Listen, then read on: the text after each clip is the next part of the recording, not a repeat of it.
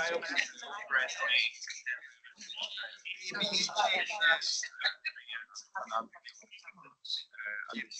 still.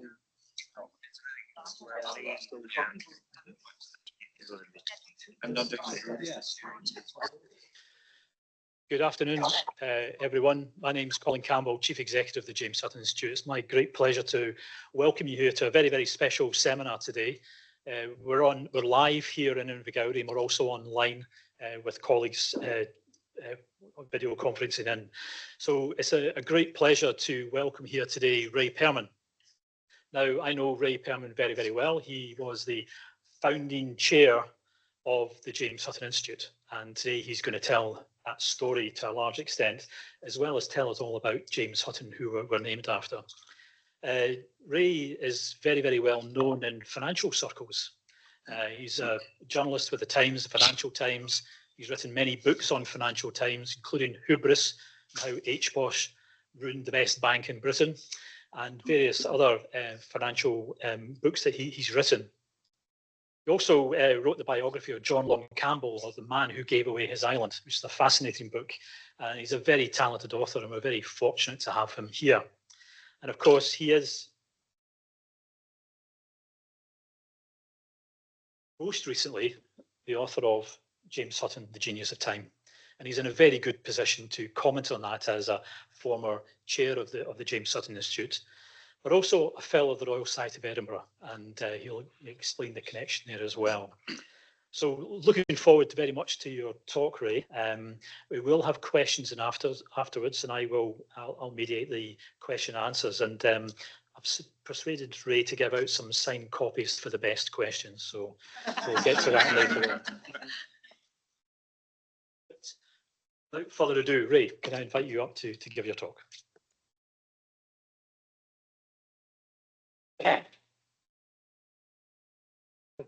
Thank you, Colin. And some of you I know, and some of you I don't. But as Colin said, I was the founding chair of the James Hutton Institute. It wasn't called the James Hutton Institute, obviously, then.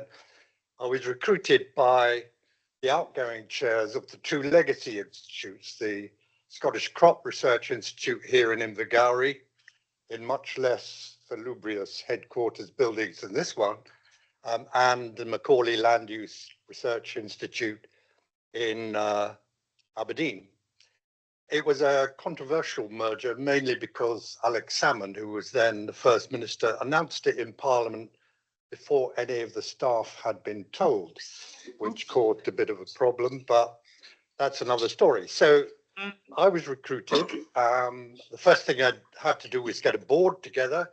I recruited 4 from each of the boards, the governing boards of each of the two institutes. One of my board members is here today. And we recruited 4 independents. So we had a board of 12. And then we had to find a chief executive. And we did a worldwide search, and we hired a man called Ian Gordon. Ian had been at Macaulay sometime previously, at the beginning of his career, but had spent a lot of his career in Australia and came to us from Cairo in Australia. And Ian and I agreed that the Institute had to have an identity of its own and not an identity cobbled together from the two legacy institutes. And so it needed a name of its own. So what name could we have?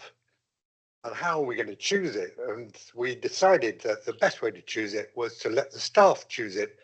We would have a competition of all the staff, and we would choose a winning entry.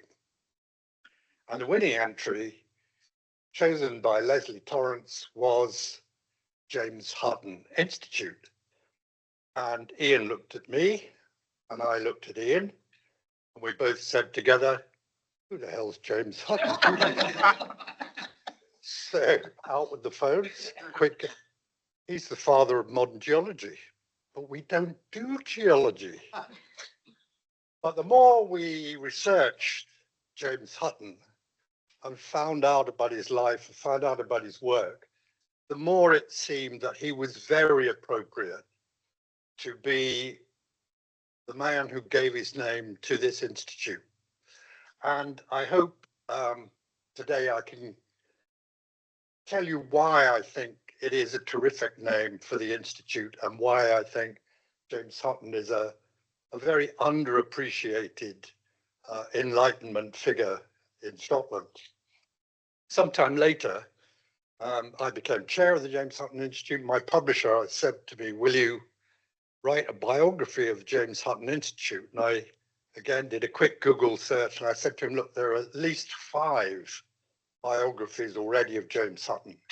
He said, yes, but they're all by geologists. And I want something that can be read by ordinary people and understand what the man was about and what he did. So that's how the book came out. And here's James Hutton. If I can work to the next slide. Oh, no, work too far. Press my fingers.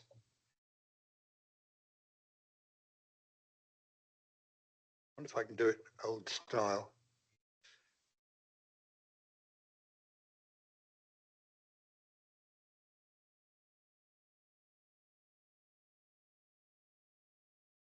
Right. Can I just do it on those buttons? Yeah, okay. Easier. So this is James Hutton. And this is the best portrait we have of him. It's by Henry Raeburn. And it tells us an awful lot about James Hutton. First of all, look at the way he's dressed.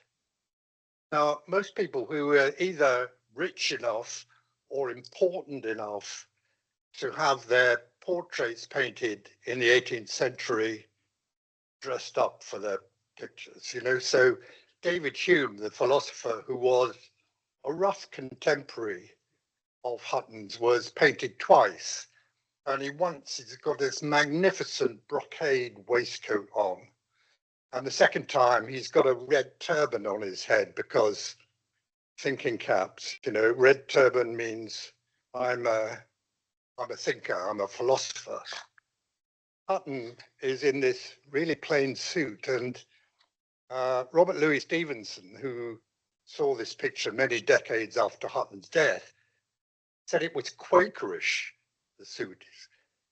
It's not quite the sort of black, austere suit of the Quakers, but it's very simple, very plain. A couple of his waistcoat buttons are undone, and Raeburn doesn't tidy him up. He paints him as he is. Hutton was a simple man. He was pretty unconcerned about his public appearance, other than, you know, he dressed neatly and cleanly, but he wasn't bothered about his place in society. And the next thing you'll notice is he's bald. He was bald and he didn't care who knew it. Now, fashionable men of society, wore wigs commonly. And Hutton's 2 closest friends for the last 20 years of his life were the economist Adam Smith and the doctor and chemist Joseph Black. Sorry, names escape me. All the pictures we have of them, they're wearing wigs. In none of the pictures we have of Hutton is he wearing a wig. He just didn't care too much about what people thought of him. They should take him as he was. His first biographer, Playfair, who knew Hutton, said to an ordinary man, Hutton would have appeared as an ordinary man. But then he qualified it a little bit. He said, although perhaps a little more lively than most, because don't get the impression that Hutton was dour. He certainly wasn't. He loved a party. He could start a party in an empty room. Joseph Black, writing to their mutual friend, James Watt, the steam engine builder, Watt this time was living in Birmingham and was going through a hard time. His wife had died. He couldn't get a patent on his inventions. He was depressed. And Black says to him, I wish I could give you a dose of our friend Hutton's company now and again, because that would cheer you up. Hutton was a cheerful man, a modest man, and as we'll see, an exceptional man. He's born in Edinburgh. This is Edinburgh in the 18th century. The castle at the top here on my side, down at the bottom, the Palace of Holyrood House. Hutton was born sort of here. Those of you know Edinburgh. The close where he was born was demolished to make way for George IV Bridge. So if you know the National Library of Scotland, Hutton was probably born somewhere in the basement of the National Library of Scotland.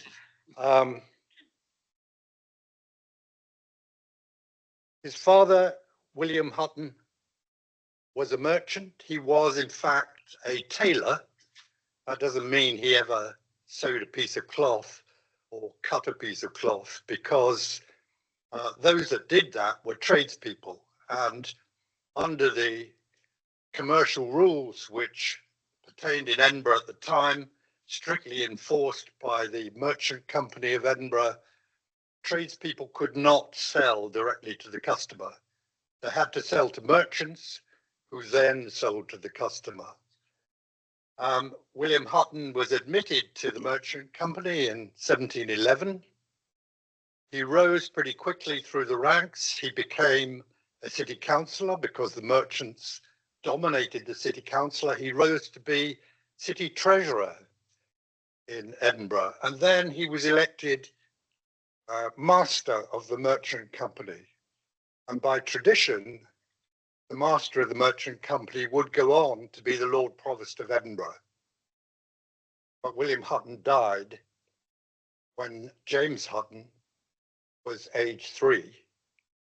So James Hutton really didn't know his father.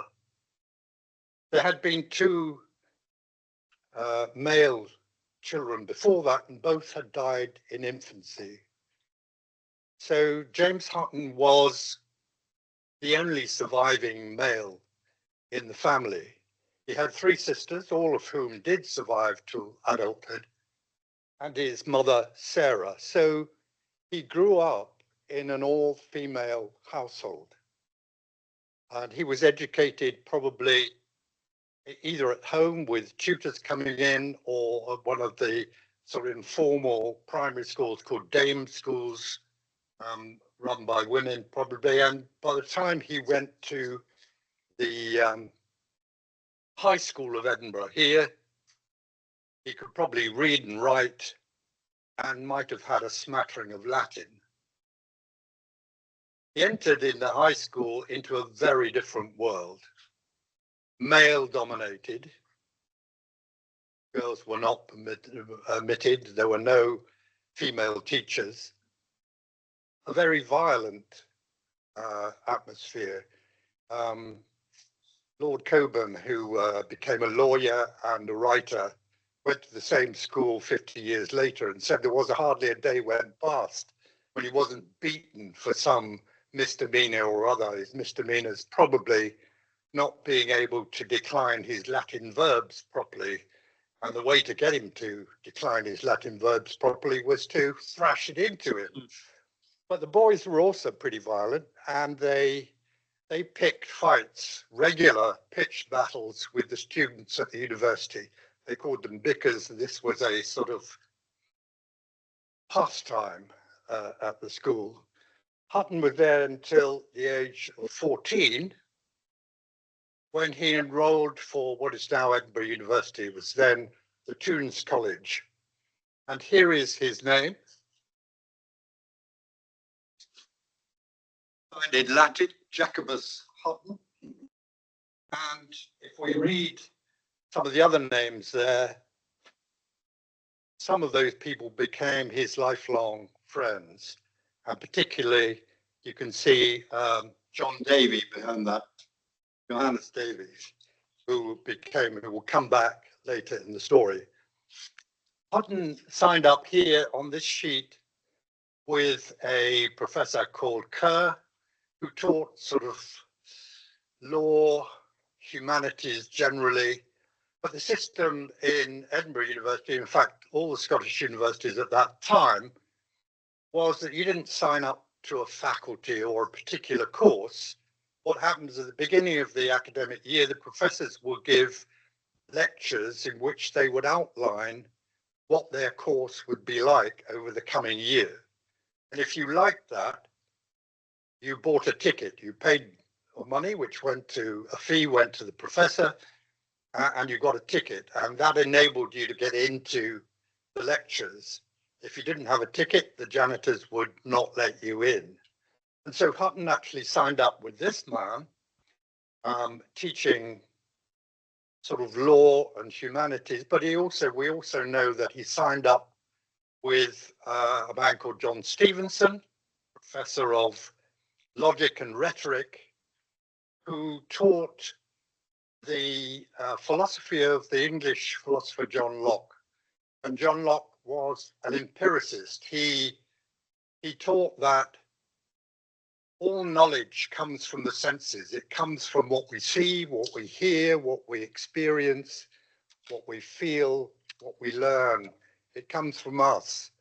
The implication being it's not from somebody who stands in front of you and dictates what you should know, and particularly not your priest or your kirk minister telling you what you should know.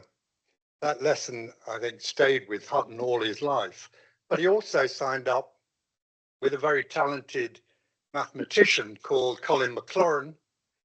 And Maclaurin was a protege of Newton.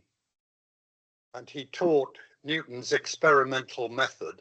And again, I think that stayed with Hutton for most of his life. Sorry, I would go on a bit, but so Hutton was at the university for 4 years. He left without taking a degree, but again, that was quite common in those days. You didn't have to graduate. And his mother got him a job. Let's get the boy into a good profession. He got him apprenticed to a lawyer. And this did not suit the young James Hutton at all. Sitting on high stools, copying out arcane legal documents in even more arcane Latin was not what the young Hutton wanted to do. He stuck it for 2 years, but he was apprenticed. And an apprenticeship deed was a legal document, but luckily his apprentice master, the lawyer to whom he's apprenticed, took pity on him, obviously realized this boy is never going to make a lawyer, and released him from the apprenticeship deed. But what did Hutton do then? Signed another apprenticeship deed, but this time with a doctor, and signed up for the university again to take a course in anatomy with this man, Alexander Munro, who was the founder of the medical school at Edinburgh University. And Alexander Munro had, like many of the other professors at Edinburgh, one of the leading universities in Europe at the time, had studied in Leiden in the Netherlands. And Leiden, a very enlightened university, and Munro gave public demonstrations of dissecting corpses, his way of teaching anatomy. So Hutton was with him for 2 years, but he was also apprenticed to a doctor in Edinburgh, and the doctor also had an apothecary's shop where he would mix up medicines from herbs and so on, and Hutton also worked in that. And then, like his mentor before him, and like Alexander Munro before him, he went to Europe. He went to Paris, the leading center in Europe for medical education at the time, and he studied at what was then the Jardin du Roi, the King's Garden. It's now the Botanic Gardens in Edinburgh, in Paris. And there they taught not only medicine and anatomy in the summer. No, sorry, wrong way around. Anatomy in the winter, dissecting bodies in the summer, not a good idea in Paris. And in the summer, they taught chemistry and general science.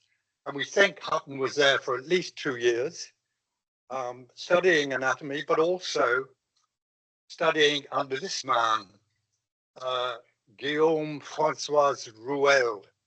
And Rouel, again, was a very unusual teacher because although traditionally teachers would just get up in front of their class and talk to them and expect them to take notes and expect them to learn from what they were telling them, Rouel actually demonstrated to his students. So he would do chemistry experiments in front of his students.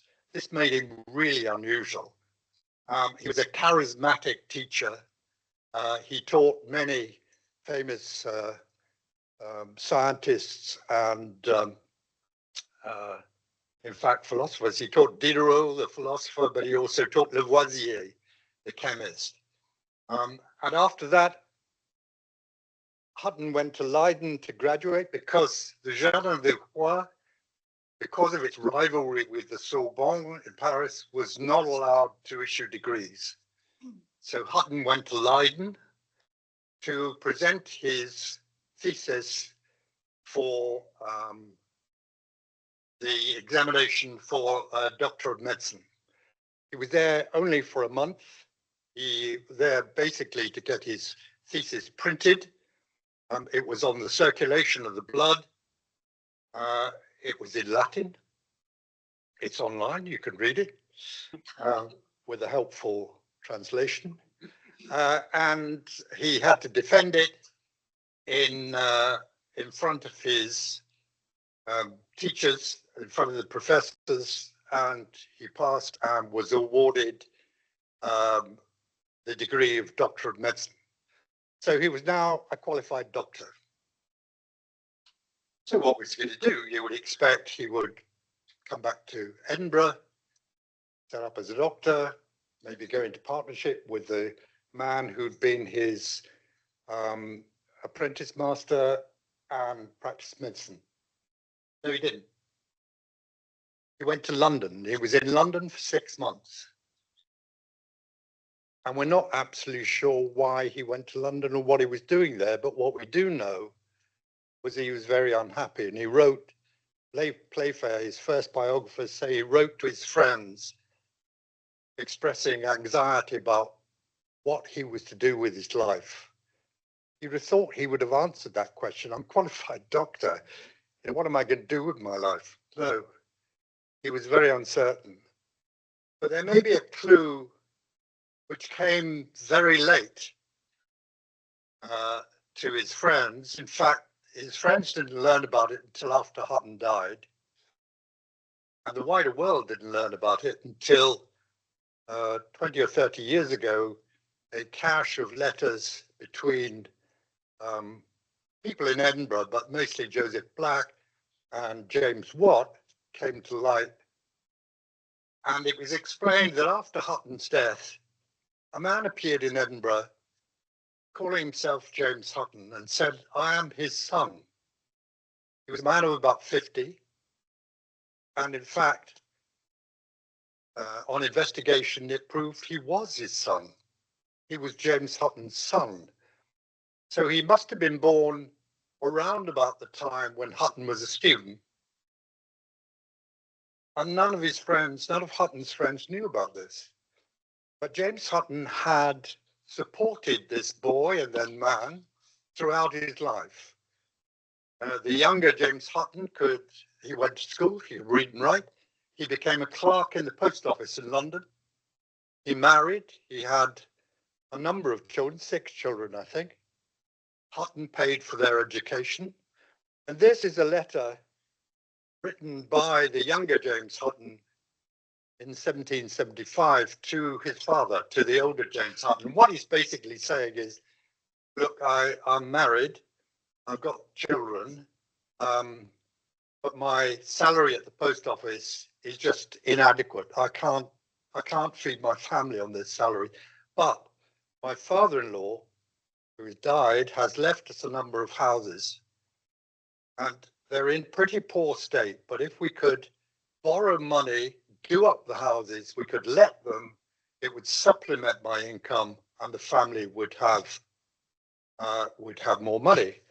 And he's not asking his father for money. He's asking his father for contacts from whom the younger James Hutton can borrow money. And he attaches to the letter a little business plan, with numbers saying, this is, how much it would cost. This is what the rate of interest I could. What does the father do? He doesn't give him contacts. He sends in the money. So for some reason, the older James Hutton supported his son throughout his life, but kept it a secret. And we don't know to this day who his mother was, who was the woman with whom James Hutton had a relationship, and why did the relationship not continue? Many better historians than I have tried to solve that mystery. I'd like to stand before you and tell you I am the one that's done it, but I haven't managed to do it. In the book, I could tell you about a number of speculations, none of them really with any convincing evidence. So that is a mystery still. But let's carry on with the story. Hutton is 6 months in London. We don't know why. He's very unsettled. He comes back to Edinburgh.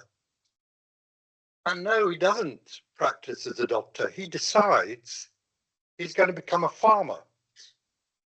Now, the family owned 2 farms. They were bought, one by his uncle, now dead, and one by his father, now dead. They're both in Berwickshire.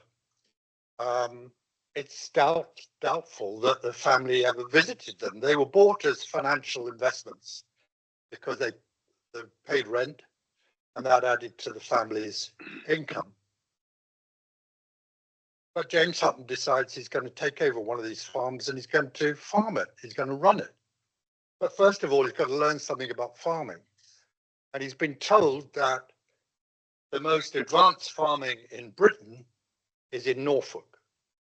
So he goes to Norfolk, he's introduced to a farmer there, and he lodges with this farmer for a year, learning about farming. But learning by watching and seeing, not by digging and doing actual work. And then he takes himself off to a hill farm in Suffolk, does the same thing. In between times, he's journeying around England, looking at different landscapes. It says he couldn't pass a pit without getting down and looking into it and seeing what the geology of the pit was.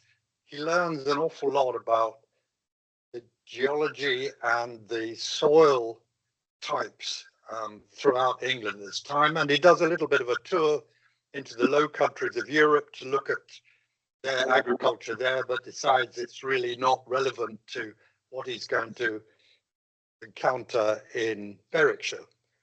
So he goes down to Berwickshire and he takes over this farm at Sly Houses. And it is really very, very primitive. And letters to friends from Hutton at that time show him at a very low ebb. He is a gregarious man. He's lived in cities all his life. He loves a party. His nearest neighbors are his employees, his farm workers who are illiterate and don't have parties. He does have a couple of university friends, but they're all sort of 7 or 8 hours horse ride away. He is at a pretty low ebb, and he complains that everything he has to do there, he has to start from scratch. So he wants to build a new building for his cattle or whatever. He actually make the stone blocks out of rock. In Edinburgh, you can just call up a builder, pay him money, it will be done. Here, you have to do everything yourself. He doesn't even have a cart to transport these things. He has a slipe, which is like a sledge pulled by horses or oxen. It's all terribly primitive. He goes down to Norfolk and he buys one of these, a Norfolk plough. The Norfolk plough is made of steel. It's pulled by 2 horses, operated by 1 man. The Scottish plough is made of wood. It is pulled by at least 6 horses, or maybe teams of oxen, and it takes 3 men to operate it. 1 to operate the plough, 1 to lead the horses, and another one to go in front to make sure there are no big stones, because they would break the wooden plough. He brings it back with a ploughman from Norfolk back to his Berwickshire farm, and all his neighbours laugh at him. It's a toy. It may be all right in Norfolk, but it's never going to survive in Berwickshire. And he ploughs vast acreages of land much faster than they were able to do, so that before long, he is giving ploughing lessons and giving ploughing demonstrations to his neighbours. I won't go into too much about what Hutton does in the farm, because my colleague Alan Werity here is preparing Hutton's unpublished treatise on agriculture for publication this year, I hope. And that tells you an awful lot. But suffice it to say, Hutton spends 9 years on this farm in Berwickshire and completely transforms the commercial potential of the farm. He does, he encloses fields. He gets rid of the run rig, the strip system, and plows up the land. He stops the soil erosion. He does experiments with fertilizers to see which is most effective. He gets the farm profitable, and then he leaves. And he has another complete change of career. And his complete change of career is he becomes a chemical engineer.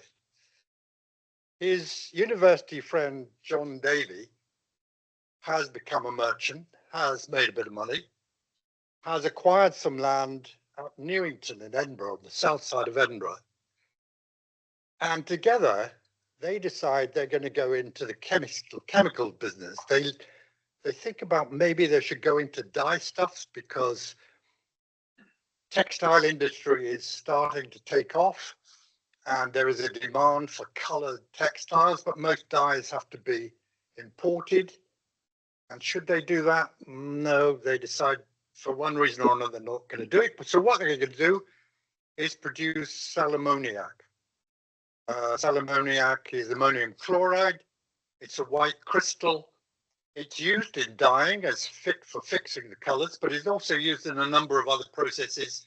In metalwork, for example, it's used in the flux for soldering. And it's used in some medicines too. It's a white crystal. Hutton believes he can make it out of soot, which is a black powder. This is alchemy. But I think he's read it in one of the chemistry books he acquired in Leiden. Sal ammoniac is imported from the Near East, from Egypt mainly at this time, where it is produced from burning camel dung. There's no camel dung in Edinburgh, but there's plenty of soot. It's old reeky. So James Davy makes a deal with the Tron men, the Society of Chimney Sweeps of Edinburgh, called the Tron men because their office was near the Tron church. They're delighted to have somebody come and offer them money for this stuff that they acquire in vast quantities every day and have to get rid of.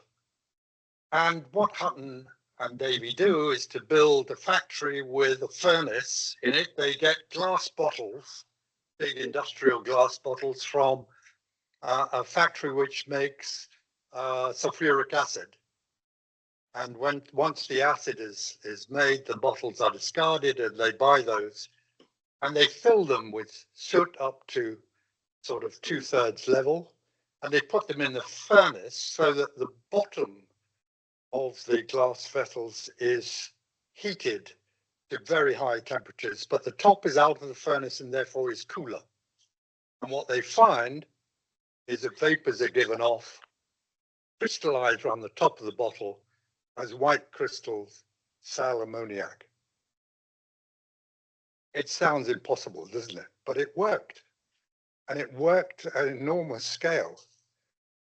And the business was very profitable and provided an income for James Hutton for the rest of his life. John Davy made enough money to buy himself an estate in West Lothian, Gavyside, and tried to style himself John Davy of Gavyside. But in Edinburgh, he was always known as Sooty Davy. So they get this business running. Hutton loses interest again. He has solved it intellectually. I think Hutton provided the scientific know-how. Davy provided the commercial acumen and went on to run the business. But Hutton remained a partner for the rest of his life. And what Hutton does next is another complete change of career. There is a grand plan to build a canal from the River Forth, roughly at Grangemouth, to the River Clyde, roughly at Bowling. And if you could do that, you can bring goods that come into Glasgow over to the east to be re-exported to Europe and vice versa. It saves going right round the Pentland Firth. It's a great idea, except that it is a phenomenally difficult engineering project. It has to climb hills and descend again, so many, many locks have to be built. They have to build reservoirs to fill these locks with water, and the terrain they're digging through is very different depending on where they are. Some places it's rock, which you have to blast away. In others, it's a bog, where they put the great stone slabs on the edges to make the edges of the canal, and they just disappear into the bog. Hutton becomes a member of the board of management. He is unpaid. He becomes a shareholder, but he works. He works essentially as a field engineer and a geological consultant for the Forth and Clyde Canal Company for some years. The canal actually takes many, many years to complete. There is always money problems. They're always running out of money. In the end, the government has to step in to get it completed, but Forth and Clyde Canal still exists. And Hutton goes on to something else, because once he solved it, he loses interest. In 1783, the Royal Society of Edinburgh is instituted, is set up. I am a fellow of the Royal Society of Edinburgh. Colin is a fellow, Alan's a fellow of the Royal Society of Edinburgh. If you read the website, it says it was set up to facilitate the exchange of ideas among Enlightenment figures in the city at the time. In fact, it was the product of a titanic academic feud between two men. Great fun. Good to see that academic feuds haven't changed over the centuries. But anyway, it's set up. And Hutton had been a member of the Philosophical Society of Edinburgh, although he didn't really do much there. He published one small pamphlet, which was really a way of trying to get more business for the Forth and Clyde Canal. He didn't really do much in the way of scientific work in the Philosophical Society, but all members of the Philosophical Society, which is more or less becoming moribund, are subsumed into the Royal Society of Edinburgh. And this is Adam Smith, the economist, who had returned to Edinburgh after the publication of his book, The Wealth of Nations, and he became one of the founder members. And Hutton actually takes a very active part in the Royal Society of Edinburgh. He becomes a member of the council, helping to run the society. And for the first time, it gives him a platform to start expressing his views and to publicizing and to what you might call intelligent society in Edinburgh and further afield. And he uses this opportunity in a wide variety of ways. He publishes a paper on the theory of rain, why it rains. We now know he was wrong, but actually his theory stood for 100 years. It was pretty good physics at the time. He publishes a paper on inflection in language. He publishes a number of scientific papers, including one in which he describes infrared radiation. This is some years before Herschel described it to the Royal Society in London. He uses this opportunity. But the one thing that he has been working on, unbeknownst to everybody except his closest friends, for 30 years, is his theory of the Earth. How has the Earth, how it has been formed, and why is it the way it is? And in particular, he wants to challenge the accepted biblical explanation of how the Earth was formed. There was still, scientists have been trying to suggest that the biblical narrative, the 6 days of creation, 7th day of rest, and Noah's flood were not the way that the earth was formed. But there still is a huge prejudice against people who try to contradict the biblical narrative.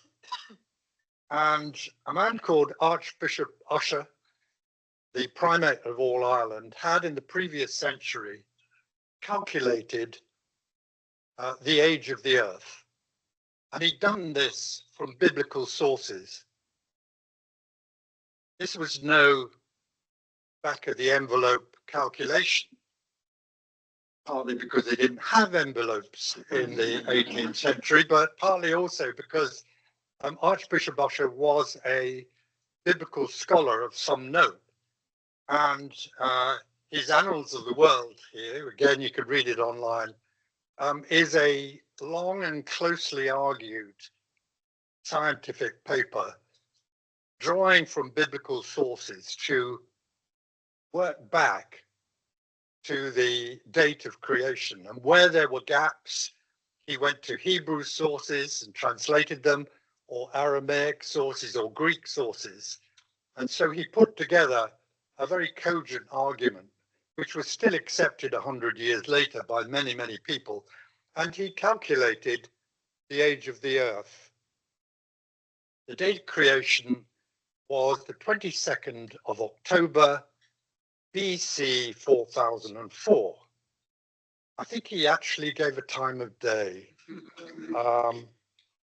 Whether God was on the Gregorian calendar at that time, we're not quite told, but nevertheless, this was an accepted age of the earth, 4,000, a bit over, by Hutton's time, 5,700 years.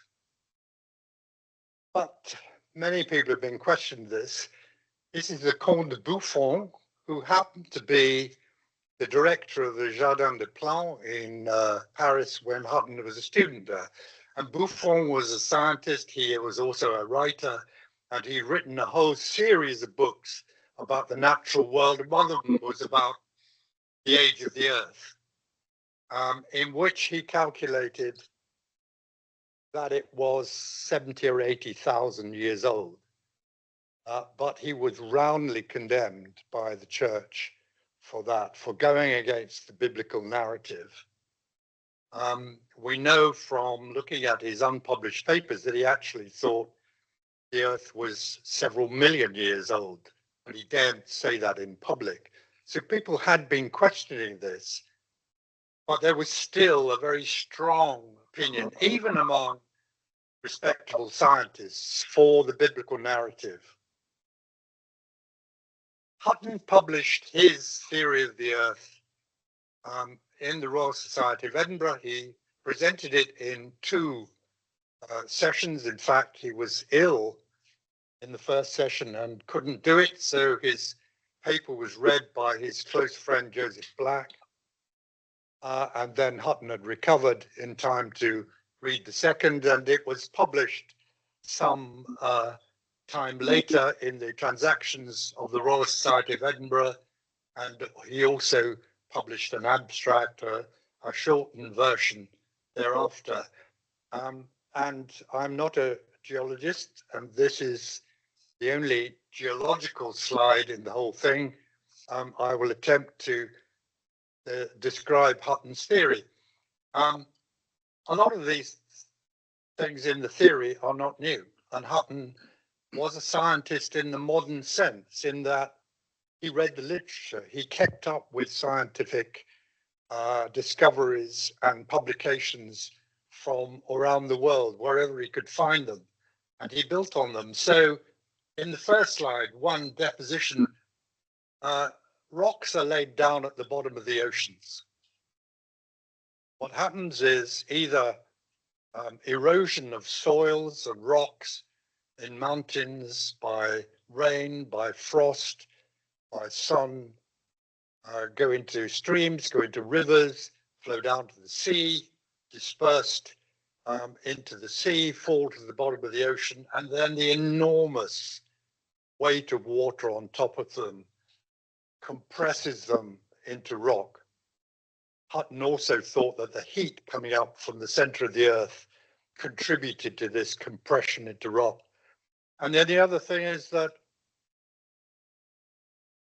fishes, sea creatures, crustaceans die, their bones, their shells fall to the bottom of the ocean, again are compressed over long, long periods of time into limestone at the bottom of the ocean. So this had been known for some time. A man called Nicholas Steno had published a paper on the sedimentary making of rock. But Hutton then says, but what happens? Why is this rock at the bottom of the sea? How does it become dry land? It is pushed up, he claims, above the waters and becomes dry land and becomes, in fact, mountains. How is this possible? What is the force of pushing them up? And he says it's heat. It's heat, because when things are heated, they expand. And if you expand these strata at the bottom of the ocean, they're going to be pushed. They're going to have nowhere to go. They're going to be pushed up. And then at the bottom of the slide here, the number has gone off, but the tops of it get worn away. So the strata which were horizontal have been pushed up into angles. They could have, in extreme cases, be vertical. And then they get worn away at the top. And then the whole process, number 4 on the far side there, begins again. They're worn away by the weather, by the sun, by the rain, by the frosts. They're swept down to the ocean. They're laid on the bottom of the ocean. The whole process happens again. And Hutton reasons this can't be done in 5,000 years. This must take an unimaginable amount of time. He's careful not to put a date on the age of the Earth, not to explicitly contradict the accepted wisdom that the Earth was created in 7 days. But the implication of what he's saying is you need unimaginable ages of time for this to happen. And there's immense criticism of his theories. He's attacked. I'll show you some of the attacks in a minute. And one of the attacks is, well, it's just a theory. He's a system monger. He's thought this stuff up. There's no evidence. So, in fact, Hutton has been gathering evidence all his life, but he then sets out to find the evidence and to publish the evidence along with his theory.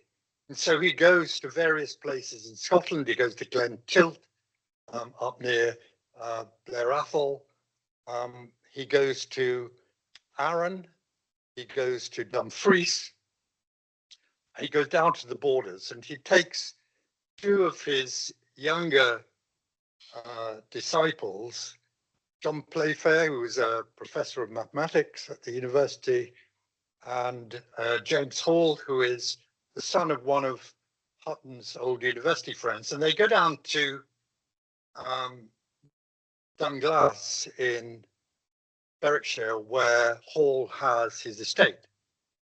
And they look for what Hutton is searching for, which is what he calls well, he doesn't call it an unconformity, it's what we call it now. I don't know what he called it. And essentially what he's looking for is strata which must have been formed horizontally at the bottom of the ocean, which have been pushed up, in this case, in the center of the picture, vertically, and then more horizontal strata laid on top of it. They first of all go along stream beds. They can't find what they're looking for because it's too overgrown with vegetation and soil. So they hire a boat and they row along the coastline, and at Sicker Point in Berwickshire, they see this cliff, and it's been washed clean by the waves, and it is exactly what Hutton has been looking for.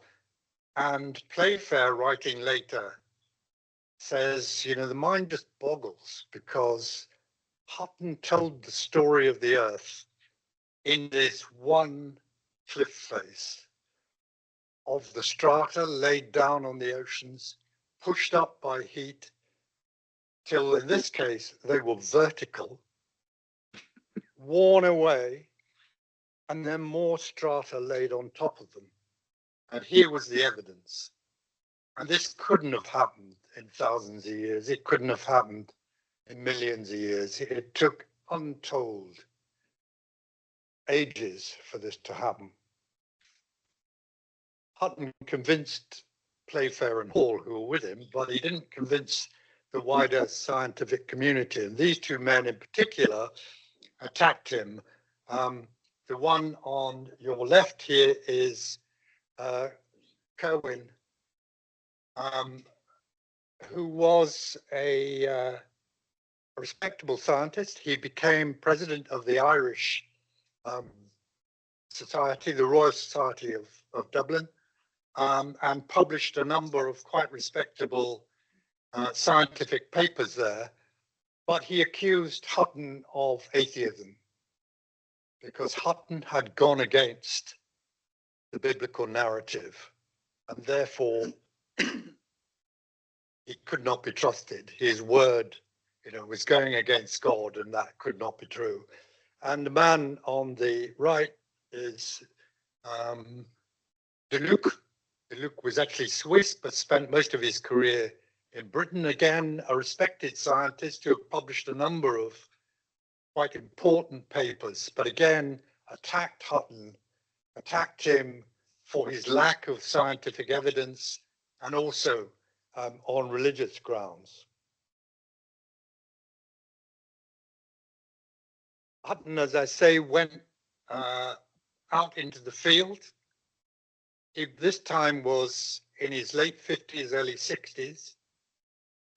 suffering from a condition which we now think was bladder stones, which was extremely painful. And Joseph Black, as his surgeon, had operated on him on a couple of occasions, which had relieved the pressure to some extent, but Hutton was still in some discomfort and pain, but nevertheless went on these extensive field trips to publish the evidence to support his theories. And he took with him, again, one of his old university friends, John Clark of Eldin, now known, who, apart from being a landowner, a mining engineer, was also a very talented artist and had studied engraving. And John Clark made sketches of the things that Hutton had seen in order to publish them with Hutton's extra volume, which was going on with a new edition of his theory. Unfortunately, Hutton died before that could be published. His extra chapters remained unpublished for another 100 years until they were rediscovered, and the drawings were not rediscovered until I think the 1980s and published. And we're hoping to publish them again this year in much better, much clearer form than they are there. They're really quite remarkable drawings. So Hutton died in 1797, and his theory really would have died with him, except for a few people who tried to keep it alive. Playfair actually tried, because Hutton's writing is quite convoluted. If you read Hutton's work, it is quite difficult sometimes to get to what he's saying. So Playfair thought he could write a simpler, easy read of Hutton's theories, but it didn't do much to publicize Hutton's theories until this man on the left here, Charles Lyell, some years after, in fact, Lyell was born in the same year that Hutton died. Charles Lyell was a very talented and successful geologist and read Playfair, but thought Playfair had misrepresented Hutton, went back to Hutton's original theory and was convinced by it and started to publicize it. And that was taken on by the man in the middle later in the 19th century, Andrew Ramsay, who was a member of the British Geological Survey, and again publicized and supported Hutton's theory. And then on the right there, Archibald Geekie, again, a member of the British Geological Survey, and a great supporter and publicist of Hutton's theory, really convinced the scientific community that Hutton had given geology that unifying theory that it lacked. And now, 120 years after Geekie, many things have moved on. Technology has moved on. We now know about tectonic plates, for example, which Hutton had no idea at all about. We now know what the source of heat in the center of the Earth was. There are a number of things that Hutton got wrong, but his theory is still valid and is celebrated by geologists all around the world. And that's me. Thank you.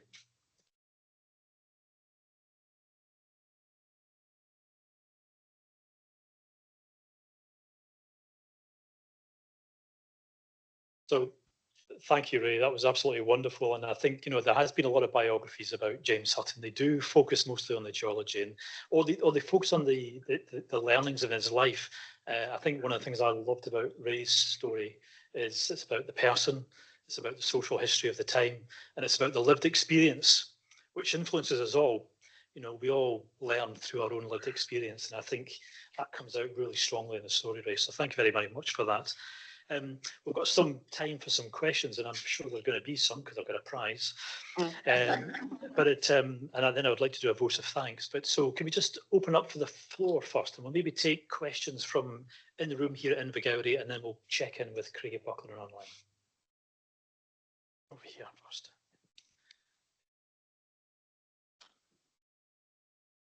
Yeah, thank you so much for painting this beautiful picture of a beautiful mind. So from my understanding, James Hutton was not only a genius of time, but actually a genius of timing, where he really managed to leverage cutting edge technology in order to solve bigger problems. So the cutting edge technology of today would be AI, artificial intelligence. So imagine James Hutton would actually currently be the CEO of the James Hutton Institute.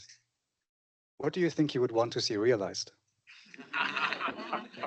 Sorry, what was the last? So what would James Hutton want to see realised with modern technology? I have to explain, my hearing is terrible, so sometimes we'll ask Colin to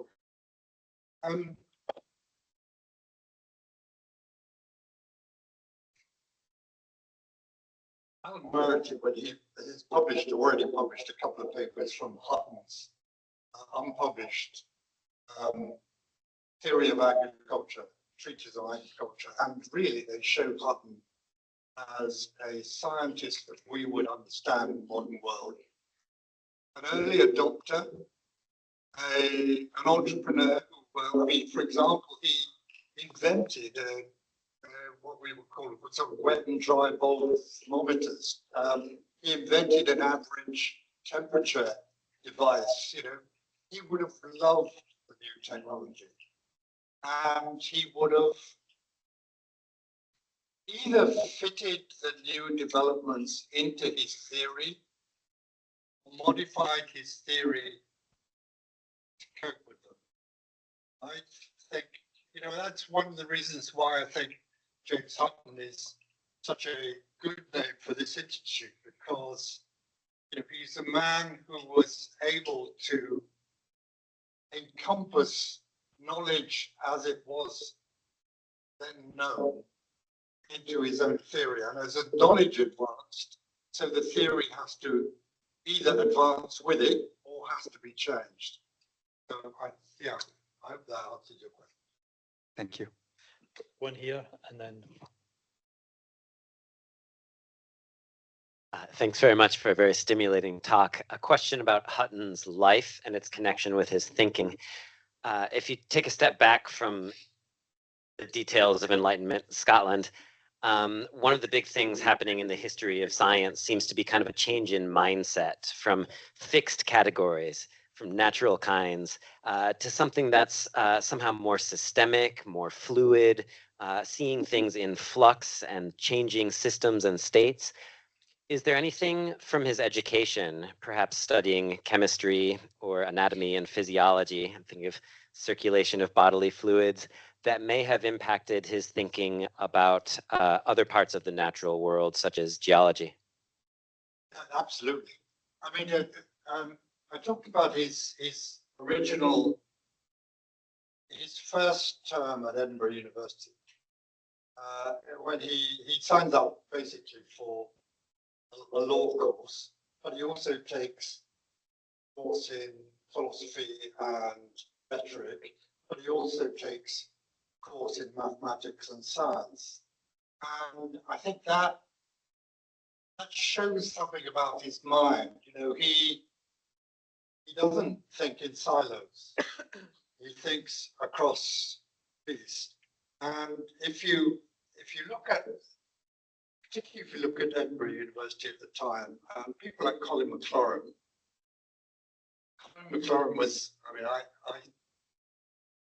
my undergraduate degree, I did physics and maths, which I turned out to be completely useless at, but my pure maths lecturer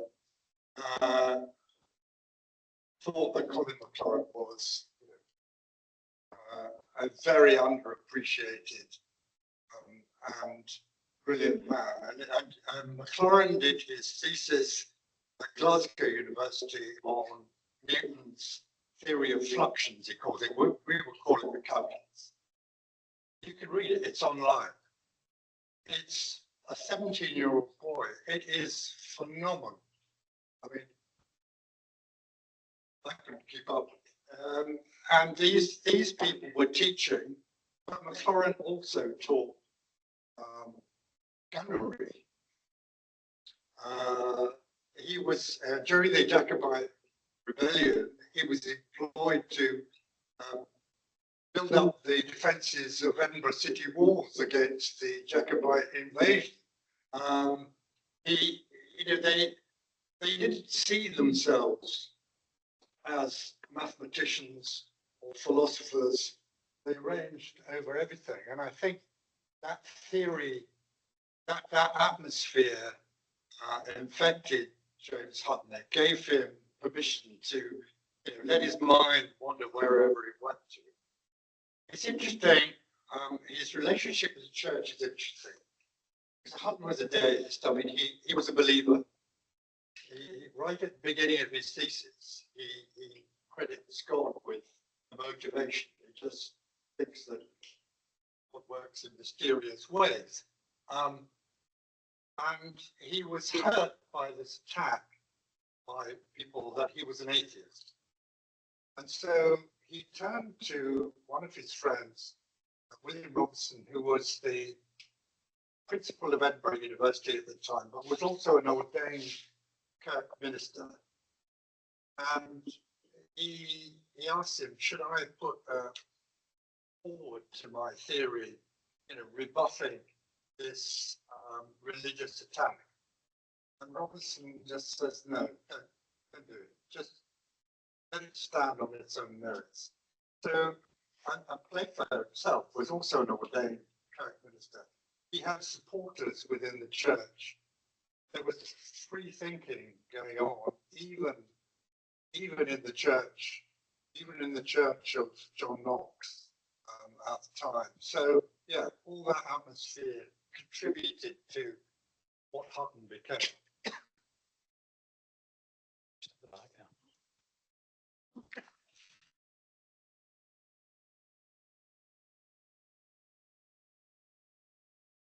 Thanks very much for that, Ray. Really interesting and vivid portrayal there.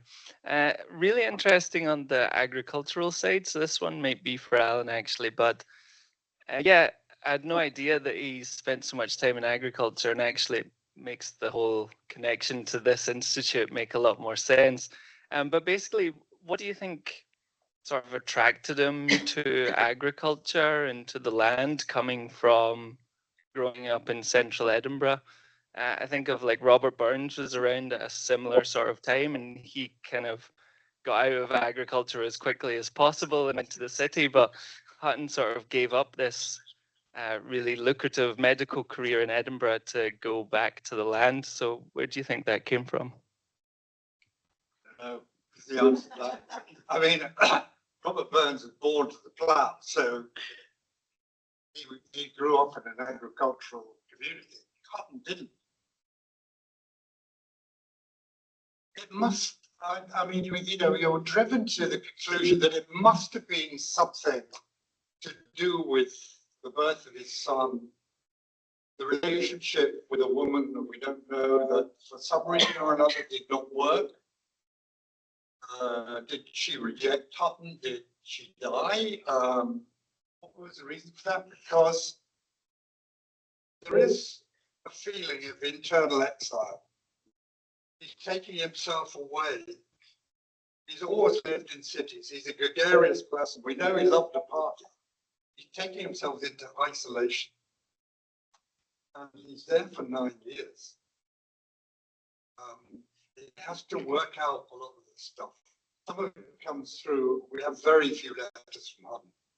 But there are a couple to his friend George Clark, where he starts to unravel some of these things. And you get the impression that he was partly punishing himself, partly isolating himself. But having done that, he was damn well going to make a success of it, and he would stay there until he did. It's an interesting question. I mean, there are so many unanswered questions about Hutton's life, which is one of the things that makes him such an interesting man. Yeah, the personal side is still a bit of a mystery, isn't it, in terms of the mother of his son? And he apparently talked about, I am married now. He clearly wasn't married, but in his mind he was married. And there's an indication of perhaps unrequited love, but there could have been all sorts of other barriers to being with the mother of his son, which is really one of the big mysteries of his life, I think. So I'm going to check, is there anything online, Andrea? Just give people online a chance. No, any last question then? Alan, where it is?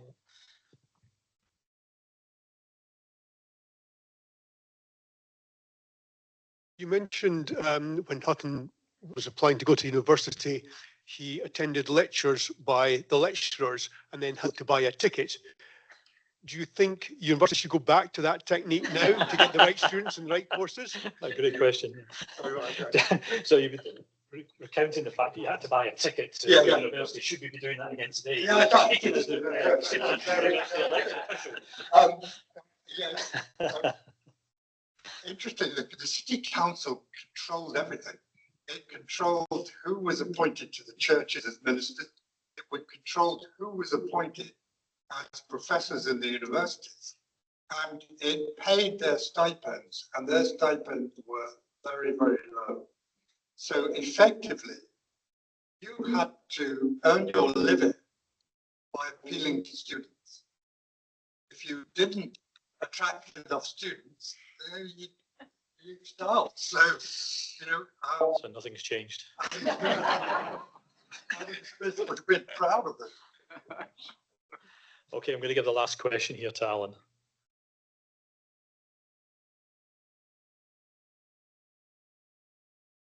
Well, you've hinted that Hutton was very much a child of the Scottish Enlightenment, and I'd like you perhaps to explore that a little more. I've often wondered if Hutton had been born in England and had gone to Oxford or Cambridge, would anything like what has happened in his life have produced his insights? I suspect not. I mean, it's interesting that at this time in the 18th century, Scotland had 4 universities. England had 2. And there is a reason for that, that Oxford and Cambridge had a grip on higher education in England and prevented other places like Durham, for example, and London, which had taught doctors and priests for hundreds of years, prevented them from becoming universities and from expanding. And Adam Smith graduated from Glasgow University and then on a scholarship to Oxford, and declared that it was the biggest waste of time he had spent, because all that happened was that people got up, spouted their latest book, sat down again. There was no opportunity to question them. There was no opportunity to learn for yourself. Research was discouraged in case you contradicted your teachers.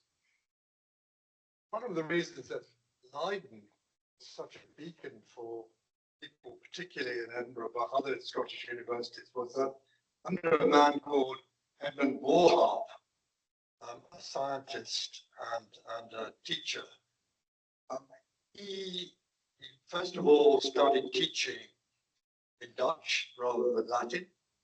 In Edinburgh, mostly the conversation, the lectures were in English rather than Latin. Few were still in Latin, but I think in Oxford and in Cambridge, still most of the teaching was in Latin. But Warharp would also learn from his students.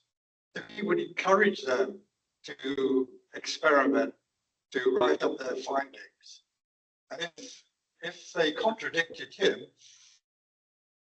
he learned from them. And that was a revolutionary way of teaching at the time. I have to tell you that I'm very interested in this man, John Stevenson, who was a professor of logic and rhetoric at Edinburgh University in Hutton. Studied with him. So I looked him up and I found that in Edinburgh University archives are a number of letters, sorry, not letters, essays by John Stevenson's students. Stevenson never wrote a book. The content of his lectures was never written down. And I thought, wow, if I read the essays by his students, then I can, learn a bit about what he's teaching. So I ordered them from the archive in Edinburgh University, and I went there, and they said, yes, we've got them. How's your Latin?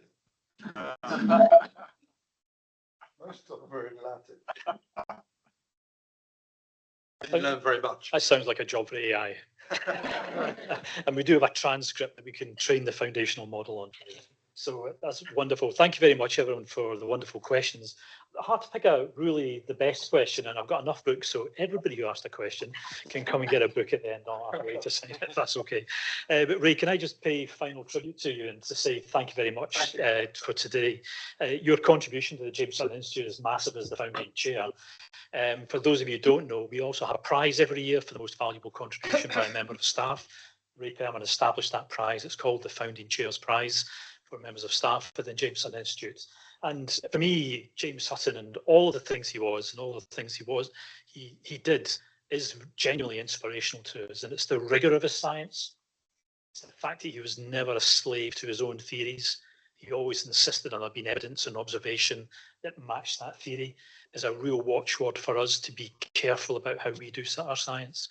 But he was a problem solver, and we're problem solvers as well. So it's a fantastic choice as the name of the institute. I can tell you it works abroad fantastically well. James Hutton's better known in the United States of America than he is in Scotland. And it's been a wonderful choice of name for the institute. So thank you very much. And thank you also personally for me, because you were my first chair as chief executive. And my goodness, they were difficult times, Ray, as you and I both know. And you were a wonderful support and guidance to me. So a huge, difficult times. yeah, huge personal thank you from me as well. So can you join me once again and thank you, Ray, for a wonderful talk.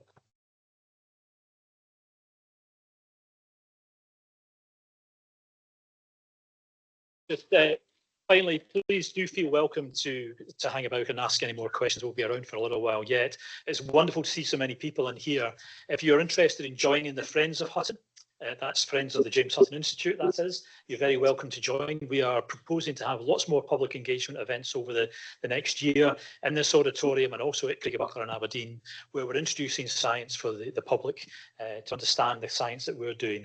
And everybody's very, very warmly welcome to come. And don't forget, the cafe is open to the public as well. You can drop in anytime for a cup of tea or coffee and have a coffee with a scientist. So thank you very much for coming today.